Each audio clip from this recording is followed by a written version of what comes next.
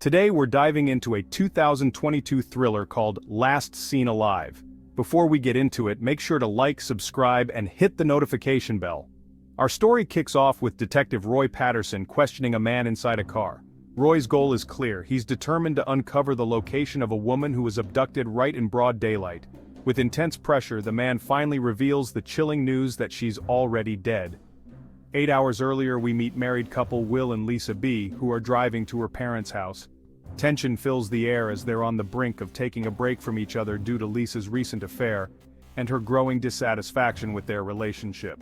Will, who's desperate to avoid this separation, tries to delay their arrival by stopping at a gas station to fuel up. He suggests Lisa either take a solo trip or head back to their city rather than visiting her parents.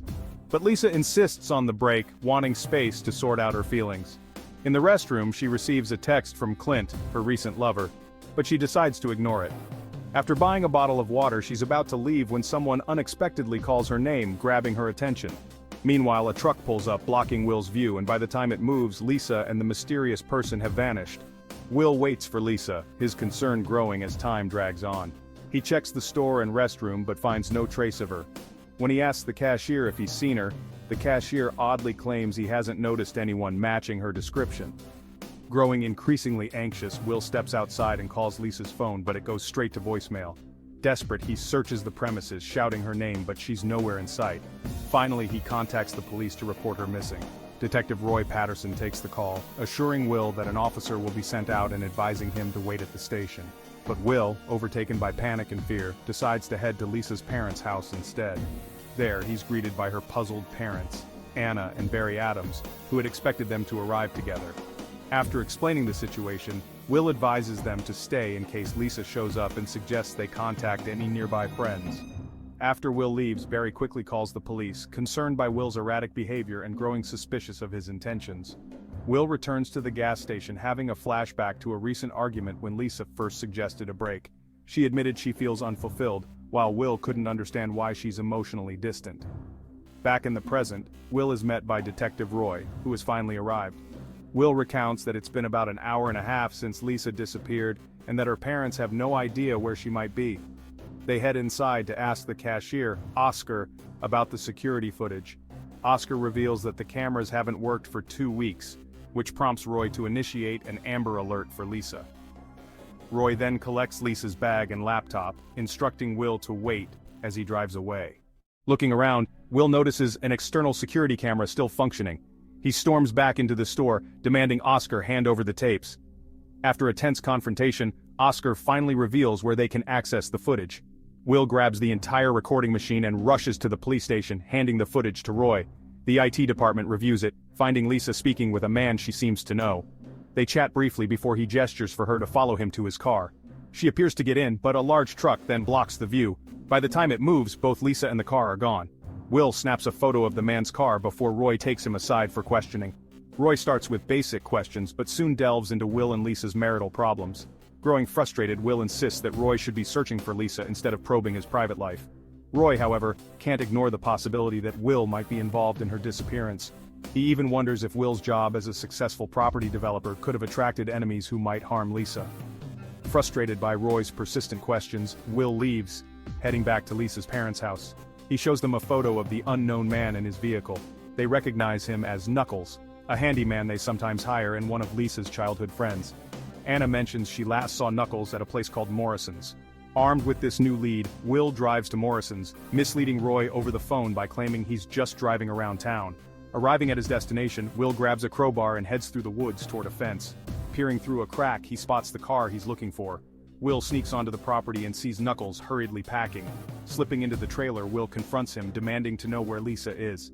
When Knuckles refuses to talk, Will beats him until he admits that he left Lisa with a man named Frank and offers to take Will to Frank's if he stops the attack. Will seizes a gun from the trailer, binds Knuckles' hands with duct tape, gags him, and forces him into the trunk. Driving toward Frank's location, he's stopped by a police officer for speeding. Will warns Knuckles to stay quiet as he tries to act naturally, but things spiral when the officer insists on inspecting the trunk. In a desperate move, Will flees into the woods. Back at the gas station, Roy questions a new cashier and later visits Lisa's parents, asking about Clint.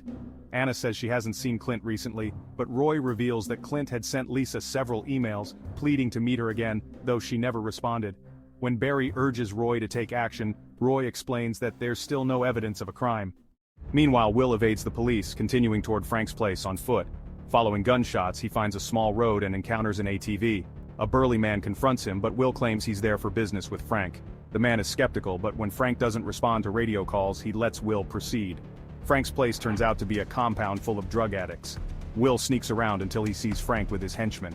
As Will moves through the compound, he's caught by a man in a car. After a scuffle, he knocks the man out and is shocked to see Oscar, realizing he's part of Frank's crew. Taking the man's shotgun, Will heads toward Oscar. The trail leads him to a barn, the hub of a drug operation.